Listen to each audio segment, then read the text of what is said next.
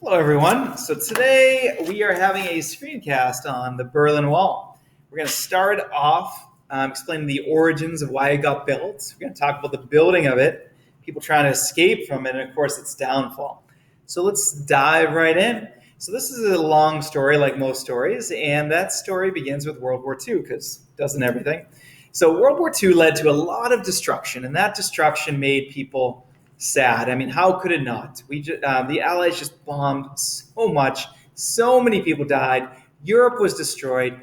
Deaths out of control. And the survivors said, we can never let this happen again. We never learned our lesson from World War II. We're definitely learning it from World War II. From World War II, I meant. So after the war, we said, well, Germany caused World War I and World War II, at least from Allied perspective. So they're the ones to blame. We need to get rid of them. So let's cut them into pieces and make them weak so they never cause these issues again. So we did. So we cut Germany into 4 parts to occupy. The Soviet Union got a piece, the British did, the US, and of course the French. But we didn't just cut up Germany, we also cut up the capital city of Berlin, because each of us wanted our 4 pieces of it. So we were going to occupy it. Now, this is actually awkward, cutting up Berlin. And the reason is if Berlin was equally in everybody's occupied zone of Germany, that would make sense. But it wasn't. Berlin was actually located in the Soviet section of Germany. So West Berlin, or those 3 pieces of France, Britain, and the US, are actually going to be surrounded by Soviet East Germany. So that's going to be an issue. Now, awkward because, again, completely surrounded by the Soviet Union's people. As you can see right there, our 3 parts were surrounded by the Soviet part. But it wasn't a problem to begin with because the USSR and the USA were best of friends after World War II. But then as of 1945, the Cold War began. Eastern Europe was occupied and the Soviet Union took it and installed communist governments, and the Cold War had begun. And trust was gone. So the US then at this point also does something to anger the Soviet Union. We take our 3 zones motivated by the Cold War, and we combine our 3 sections together to make what would later be known as West Germany. Now, the reason this was so significant, we also combined the 3 zones of West Berlin into West Berlin. Now, why did we do this? It's because we saw the Soviet Union as a communist threat. And we said they will overrun weak little tiny pieces of Germany, and we need Germany to be put back together to be strong, to stand up to communism. Not just for themselves, but to basically protect the rest of Western Europe. Now, at this point, though, the Soviet Union saw this as a huge betrayal and an escalation of the Cold War. Why? Because the Soviet Union was scared of Germany. 4 years before, Nazis had crushed the Soviet Union to a tune of 24 million dead Soviet people. Now, what are we doing as the Allies? We're combining 3 of those pieces together to make a huge, powerful West Germany. And that is going to make them dangerous. How could we do this, Stalin said, just mere years after Germany did all that damage? And now we're arming them, combining them together, giving them a common currency. It's not good. So the Allies got to control West Germany, even though the Soviet Union was upset about it. So as of 1948, Stalin's like, well, if you get West Germany, I get East Germany. You need to leave my piece, my buffer zone. Get out of West Berlin now. We, of course, said no, so he tried to passively aggressively force us to by cutting off West Berlin. Now, let me explain this. By treaty, we had total right to be in West Berlin, but we didn't have any treaty rights to be in the road that allowed West Germany to get to West Berlin. That road ran through East Germany, and that was kind of the sovereignty of the Soviets and the East Germans to figure that out. So, at this point, we can't get to West Berlin. They're going to starve. They don't have heating oil or wood, and we're blockaded. So what does Harry Truman decide? We're going to go over the Berlin blockade and fly supplies to keep the West Berliners alive. So over 200,000 flights, over 1 million tons of food, we kept the West Berliners alive. Now, the world perception of the Berlin blockade was that Stalin was starving West Berlin and evil, and that Truman and the US and the British were heroes for saving the people of West Berlin. So 15 months later, Stalin finally lifted the Berlin blockade because it wasn't being effective and it made him look like a jerk. So the result, we stayed in Berlin, specifically West Berlin. Now it seems to be permanently divided between East Berlin run by the communists and West Berlin run by us. So now what happens? Well, we are inching our way towards the building of the Berlin Wall, but not yet. So at this point in 1948 or 49, capitalism continues to thrive in Western Germany and of course, West Berlin. And in East Germany is going to be, the Soviets are going to instill communism, for socialism on East Berlin and East Germany. Now, what exactly is capitalism? That's important. So capitalism is complicated. It's when you work really hard in society and therefore accumulate wealth because of your hard work. But the downside of capitalism, where resources are basically people compete for them, is that the strong will often overtake the weak and be abusive to them. That's why you have so many rich and so few rich and so many poor. Now, of course, other weaknesses of capitalism is some people have advantages and privilege, and they use that to take over people that are the have-nots of society. So there's just such a discrepancy in capitalism between the wealthy and less than wealthy that's a weakness. And the Soviet Union hated capitalism in the way that I just explained it because they wanted more equity, more equality. So they established communism. And what is communism? Well, communism, to fight that inequity, is when the government takes control of the land, the businesses, the homes, and divides it up equally or equitably, gives people what they need to have somewhat of an equal society. Now, that is a huge oversimplification of capitalism and socialism, but it will do for right now. So Europe's divided between communism and capitalism, Western Europe and Eastern Europe, but that creates a problem for Stalin, because communism is maybe great by the standards of the Soviet Union, but it is still unpopular because under human nature, people want to be as unequal as they can get. So in Eastern Europe, forced equality is not what people wanted. Doctors, nurses, teachers, mechanics, plumbers, electricians, any citizens that were skilled or educated could make a lot of money in a capitalist world, and that's in Western Europe. But the problem is, in Eastern Europe, those groups are all forced to be equal, and therefore they're living in somewhat of poverty, equal poverty, you could say. So skilled and smart people want out of Eastern Europe, and they want to escape communism to get to capitalism.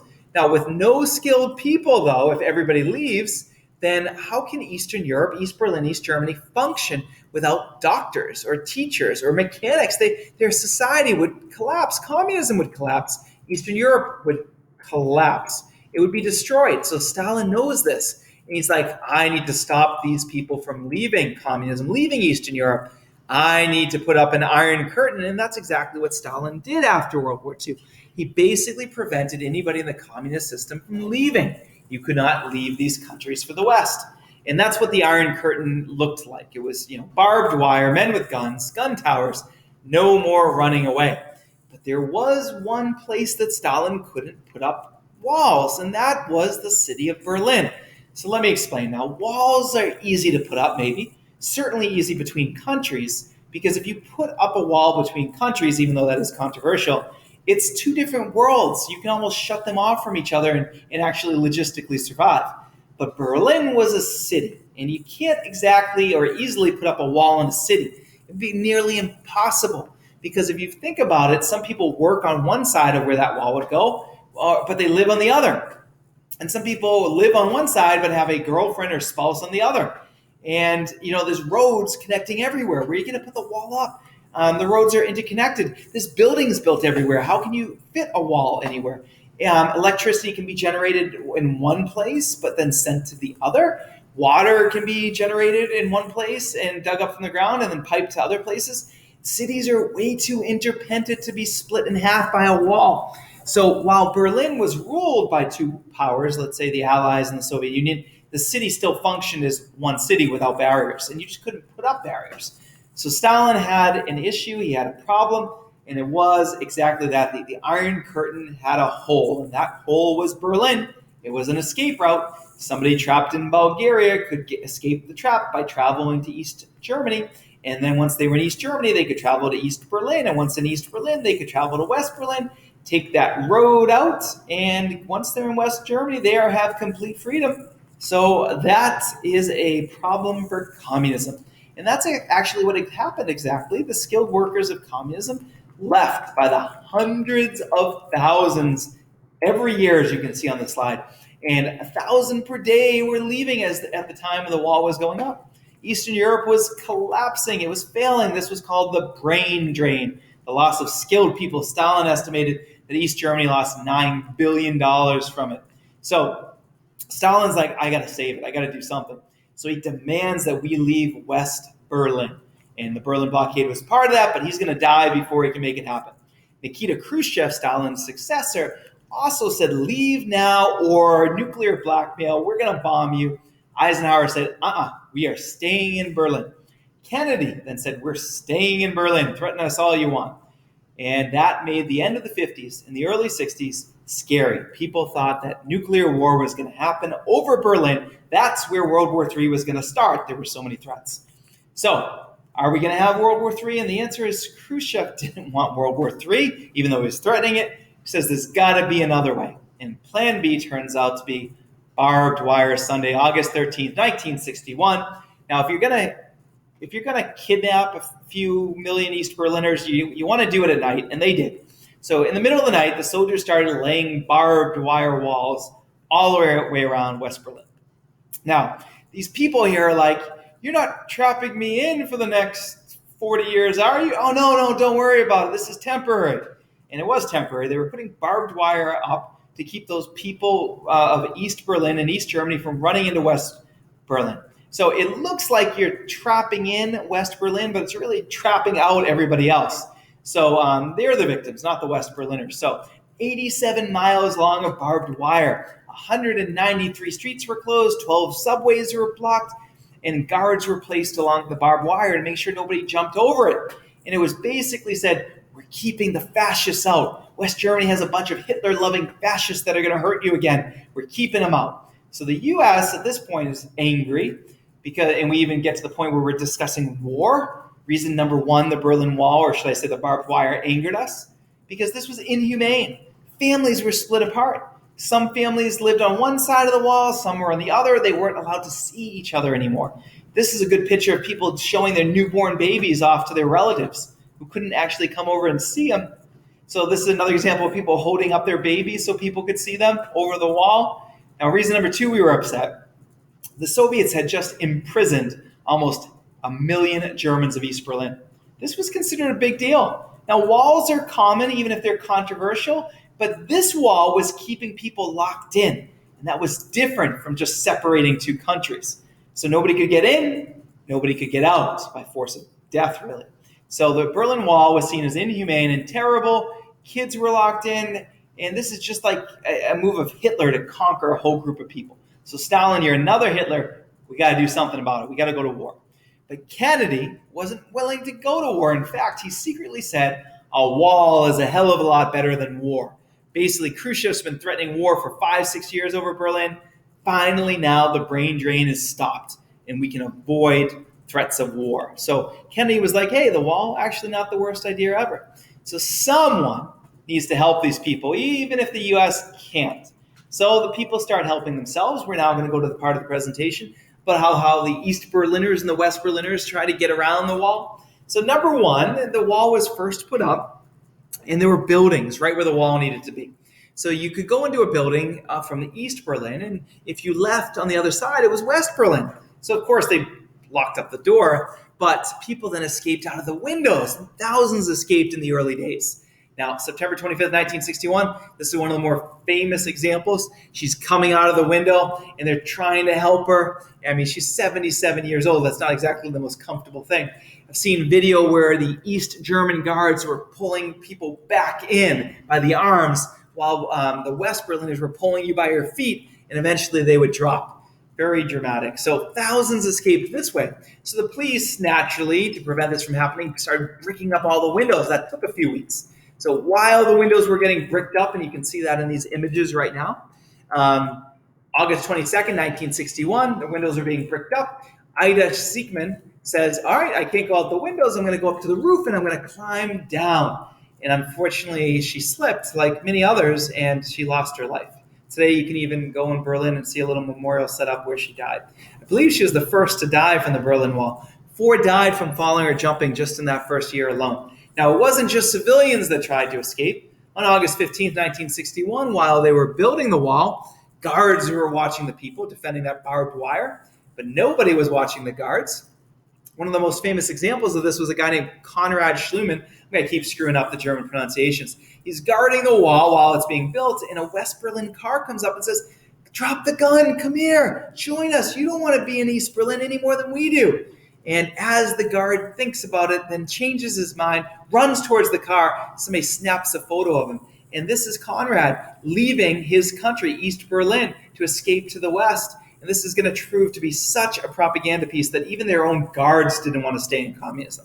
In the first 36 hours, 10 border guards escaped. In the first month, 68 escaped. They started actually rotating the guards so you were never with somebody that you knew. That way you'd be fearful that you'd get shot. So there he is with his iconic photo, and of course they have a monument up of him today jumping over the barbed wire. August 12th, 1961, Gunter Lifton, he lived in East Berlin, and he was going to move to West Berlin.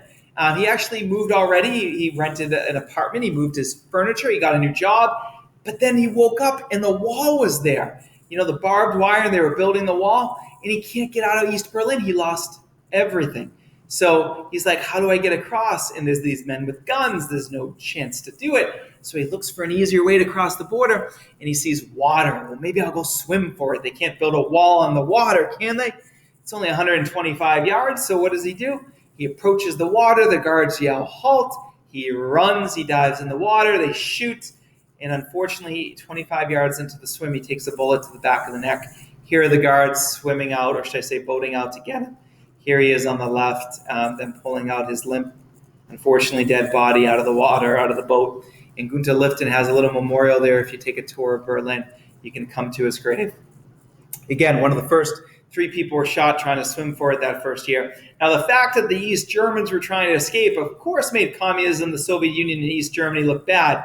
So escapees were always labeled as criminals trying to escape, or evil secret agents representing fascism, Hitler people. So another escape attempt on December 19th, 1961, Ingo Kruger was like, you know what? I'm on East Berlin.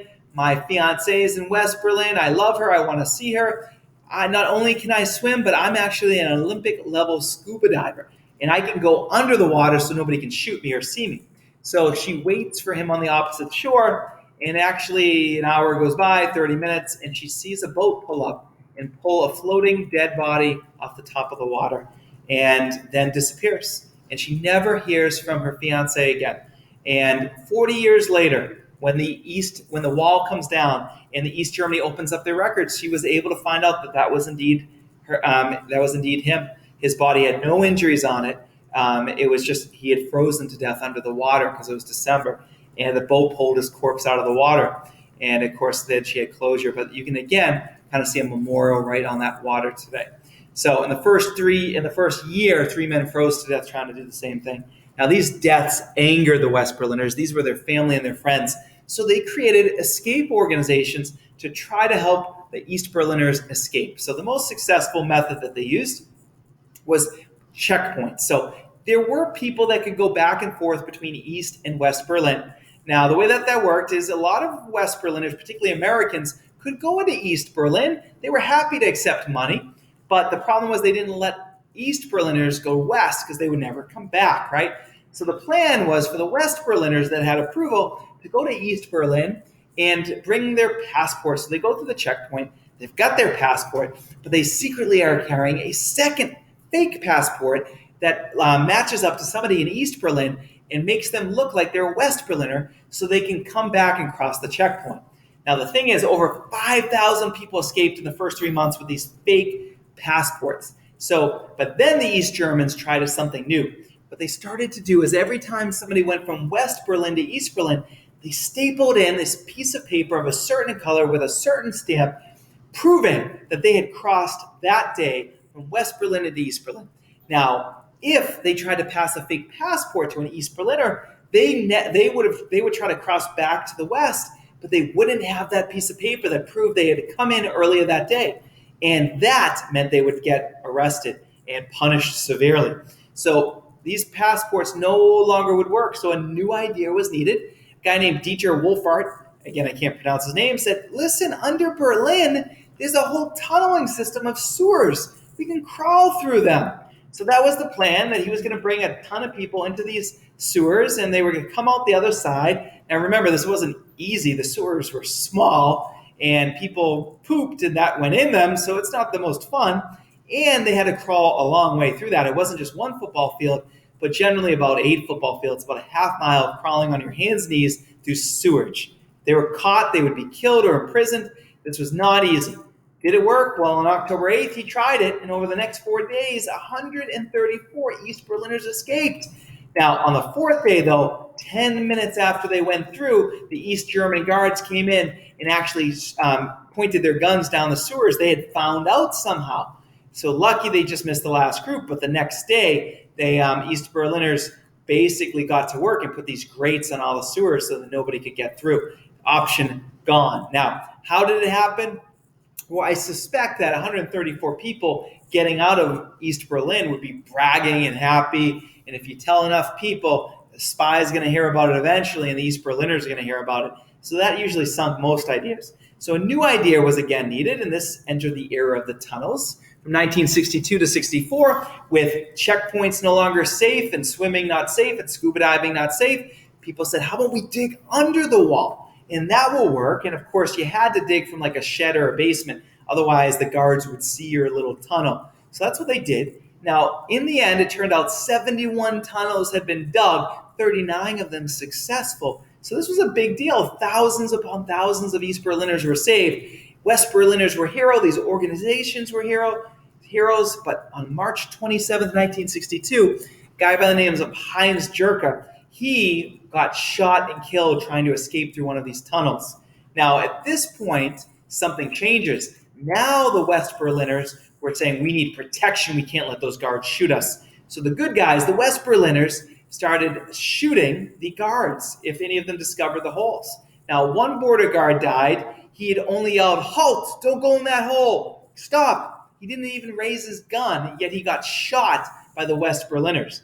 On October 5th, 1964, another guard was shot by the West Berliners, and he died. And basically, they had a huge funeral for him. And the problem with this guard dying was his name was Egon Schlutz. He had a really young family with 2 really young kids, one of them a baby, and world opinion changed.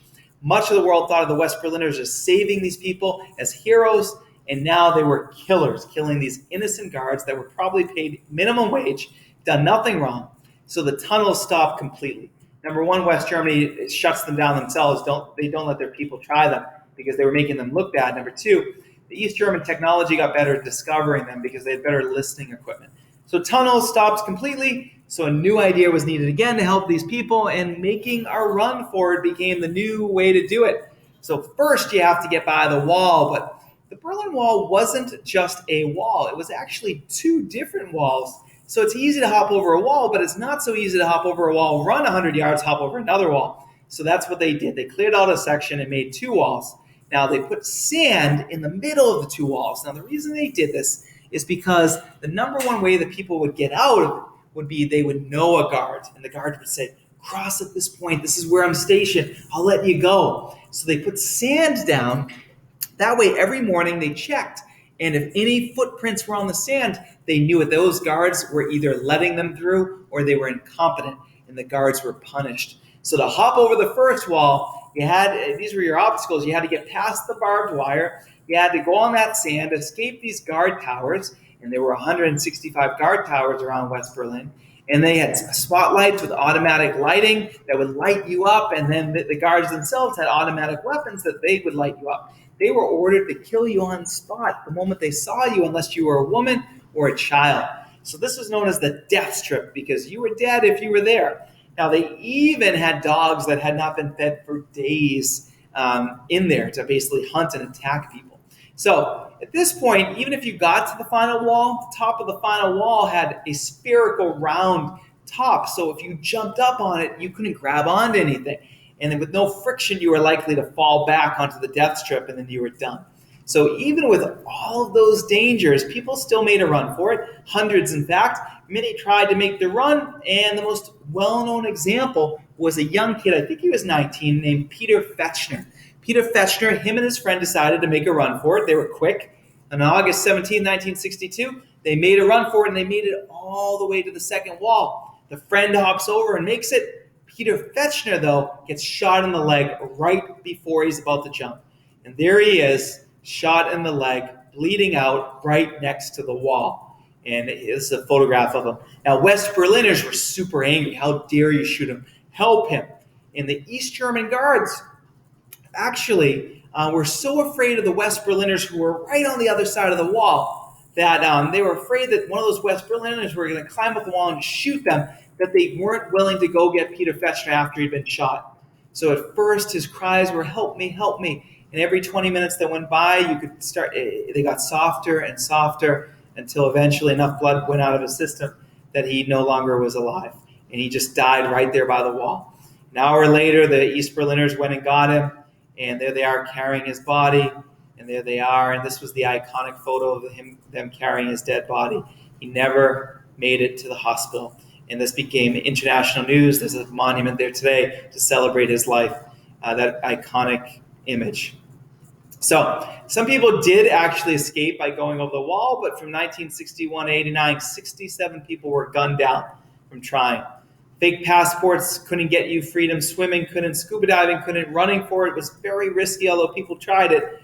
And so the next step is cars. Some people try to smuggle people from East Berlin through cars, hidden compartments. So from 1961 to 1970, Burkhard Wiegel was maybe the most famous. He helped over 650 people hide in his car. So they hid in his car in secret compartments. He made hundreds of trips over the border. He painted his car so that the guards wouldn't get to know it, used different license plates. Now, if you wanted to search his car, you could do it because the hidden compartment would not open up and reveal itself unless you pushed a button, at the same time pulled a lever, while the passenger side door was 30 degrees open, and you had to select an exact radio frequency, and poof, suddenly the open compartment opens up, and now you could find that person, but otherwise you were fine.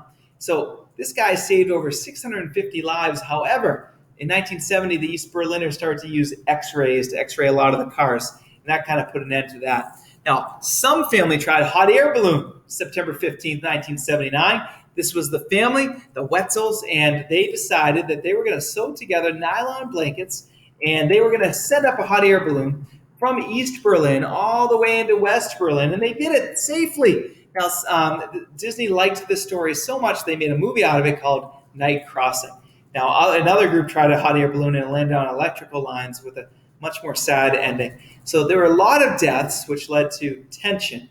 Now the highest amount of tension in the history of the world was the Cuban Missile Crisis, where we came inches away from nuclear war, killing hundreds of Americans, Americans, people across the world, hundreds of millions of people.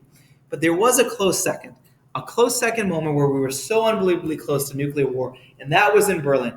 And it was related to the Berlin Wall. So in October 1961, the U.S. military, just for the record, the U.S. military was allowed to go to East Berlin. We won World War II. All of the Berlin was our prize. We could go anytime we wanted. However, on October 25th, 1961, a U.S. soldier took off his uniform, I think to go on a date in East Berlin, and he was just wearing a suit. He showed up at the East German checkpoint to get into East Berlin. He says, "Let me in, I'm U.S. military," but they had no proof that he was. So they said, "No, you can't get in." Now the U.S. military person is like, "You have no right to stop me." Now remember, these weren't Soviet citizens, these were East Germans. And the U.S. had defeated the East Germans and also had a lot of prejudice against them. You can't tell me what to do. So at this point, they did tell him that he couldn't come over, and he's pissed, he's angry. So at this point, he goes back, complains to the military, the U.S. military, to which he's a member, and the U.S. military says, "No, you didn't," and we send over 10 tanks to basically run the blockade and show those East Germans who's boss. Now, of course, those 10 tanks now create a little bit of strife, and the East Germans call up the Soviets, and they respond with 10 tanks of their own. And this is the second most dangerous situation during the Cold War, and it's the only time that U.S. tanks ever faced down Soviet tanks. So they're there right at the checkpoint. We are so scared that they're about to fire and we're about to have World War III that we order 4 U.S. submarines to go up to the Baltic Sea, each having 16 nuclear ICBM missiles on board. That's a grand total of 64 nukes that could hit the 64 largest cities in Russia. So we are ready to go. And if any one of those tanks fires, we've got World War III and nuclear war. It is the second most dangerous point after the Cuban Missile Crisis. Cannot overestimate that enough. Nuclear exchange at any minute. The world is holding its breath. And Kennedy and Khrushchev talk. This is still classified. We still don't know what went on. But the eventual agreement was that the Soviet Union would back up 100 yards of their tanks. The U.S. would then back up 100. They would back up another 100. We'd back up another 100 until both sides were backed up. The crisis is over. But again, the second closest we've ever come to nuclear war. At this point, the West Berliners, who would have been on the front lines, who would have been nuked immediately, were so nervous that the U.S. was going to abandon them, that we weren't going to stand up for them. So Kennedy, to assuage their fears, flies to West Berlin, gives a famous speech, maybe the most famous speech of his own, where he basically says, "You West Berliners have nothing to fear. I will not abandon you. I am one of you. In fact, the whole world is one of you." Again, he's saying, I've got your back. I'm one of you. Literally, I am a Berliner. Therefore, we will not let the Berliners down. We are you. Now, he should have said, "Ich bin Berliner." I am a Berliner. But instead, his speechwriter wrote, "Ich bin ein Berliner," which, adding that definite article, ein or in, changes Berliner, modifies it to mean jelly donut. So here's Kennedy saying, "I won't let you down. We will defend you. I am a Berliner," but he's really saying, "I am a jelly donut." Now, of course, he got mocked a little bit, but everybody knew what he meant. And Kennedy was beloved by the West Berliners and West Germans for standing up for them. Now, this is just crazy. We came so close to nuclear war. Does this ever end? Does the Berlin Wall ever go away? And the answer is it does, but I have to give you a little background information. Eastern Europe, as we know, was forced to be communist by the Soviet Union. And the Soviet Union was not letting Eastern Europe change their mind. The example was in 1956, when Hungary decided they wanted to get rid of communism. The Soviet Union sent in tanks and crushed that revolution. There's the Soviet tanks killing the revolution. In 1968, Czechoslovakia did the same thing. They wanted to modify communism, and they wanted to reform communism, but the Soviets sent in tanks and crushed them. So once again, Eastern Europe knows they have to keep communism and stay in the Warsaw Pact. But by 1985, the Soviet Union was bankrupt. The arms race had taken them out. They could not afford a militarized society and all those nuclear weapons. So subsequently, ruling Eastern Europe was massively expensive. They couldn't even rule themselves. So the Soviet Union got a new ruler by 85. His name was Mikhail Gorbachev. And he says the only way the Soviet Union is going to survive is if we save some money. Eastern Europe, you're on your own. We're no longer going to have a military presence in your country. Do what you got to do. With the bully now literally gone, in 1989, Hungary acts first. They say, we are opening up our borders. We are friends with the Austrians. This stinks. We are now going to allow Austrians to come here and Hungarians to go there. And literally the Iron Curtain comes down right in front of you with that slide. So now there's a hole in the Iron Curtain, and Austria and Hungary are connected, so people can migrate, go back and forth. Now the East Germans see this, and they're like, yes, we can get to West Germany. We just need to go south through Czechoslovakia into Hungary. Then we can go to Austria, and then we can go up to West Germany. And that way we have completely bypassed the Berlin Wall. We are free.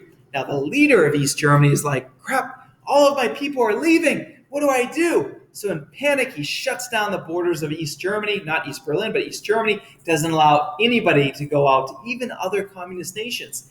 And the East Germans respond, we're trapped. We want out. You can't do this to us. We want freedom. And now the East German ruler knows it's not really smart to anger like 80 million people. That doesn't usually work out for leaders. So he starts to basically communicate, no, we're going to open up a little bit. We'll come up with passes. You can go to West Germany, West Berlin. We're going to make it work, I promise.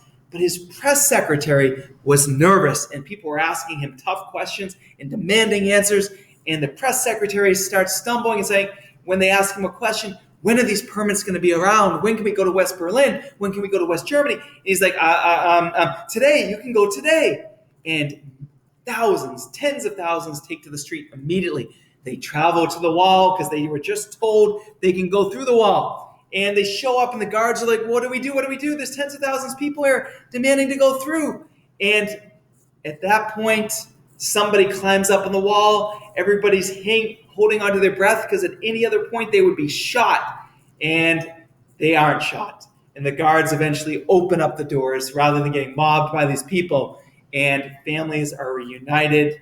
United, people are dancing on the wall, people are taking sledgehammers to it. The government itself takes down the wall and is like, don't leave, we're going to open up, we promise. And at this point, things are crazy. From ABC, this is World News Tonight with Peter Jennings, reporting tonight from Berlin. From the Berlin Wall specifically, take a look at them. They've been there since last night. They are here in the thousands, they are here in the tens of thousands. Occasionally they shout, Die Mauer muss weg, the wall must go. Thousands and thousands of West Germans come to make the point that the wall has suddenly become irrelevant. Something, as you can see, almost to party on. How do you measure such an astonishing moment in history? The East German government said tonight they were going to make more openings in the wall, at least a dozen more. Put bulldozers right through the wall so that more people could cross to the west. And they were trying to convince everybody, don't leave, we promise, we're going to get rid of the wall, you can go back and forth as much as you want, but people panicked and were like, we're out. So historians always try to debate about when the Cold War ended, and obviously it's not a one-moment thing, but if there was a one moment, people often say the Cold War ended when the symbolic Berlin Wall came down, where East and West were combined, and yes, so the Berlin Wall coming down was really what historians consider the end of this just threat of nuclear war. Now, 1 year later, after the Berlin Wall came down, the Germans voted and they combined back together. No more West and East Germany, and so on. In fact, the Soviet Union, a year after that, all these countries of the Soviet Union are going to secede and leave the Soviet Union. Even Russia leaves, and the Soviet Union is no more. Some people say that's the end of the Cold War. But that said, the Berlin Wall is going to result in massive, well, not massive, but just a lot of death and oppression every year that it was in existence, and so on. And it was such a positive thing when it came down, and the Cold War with it. Now, so lots of lessons from the Berlin Wall, and look for your assignment in Google Classroom about what we have learned from the Berlin Wall in this situation. Thank you, everybody, and have a good evening.